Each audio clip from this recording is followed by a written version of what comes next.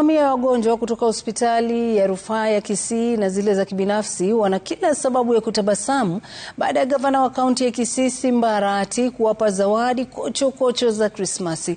Akizungumza ndani ya hospitali ya rufaa ya Kisii, Arati alitoa wito kwa Wakenya wote kuonyesha upendo wakati huu, hususan kwa wasiojiweza katika jamii. Sherehe hizo vilevile zilishamiri vijijini, mamia wenyeji wa Rigoma wakipewa zawadi za Krismasi.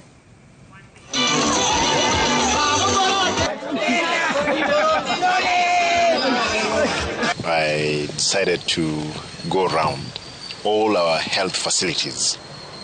What I've done KTRH, I'm going to other facilities, private, because I've finished from the public one. Of course, I've done that. I've seen close to 600 patients in my facility here. I've seen also state story of our facility, one of the buildings which was condemned, where we evacuated over 500 patients.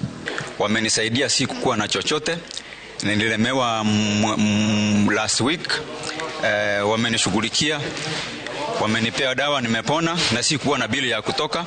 You can see in my background, watu ni wengi. Hii ndio raha ya Christmas, kuchungumika pamoja, kukucha pamoja, kusherehekea pamoja. Hiyo ndio Christmas.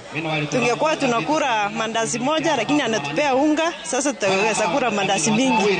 Akina mama wamefurahi, watoto wamefurahi pia, na wazee. Tumeshukuru sana.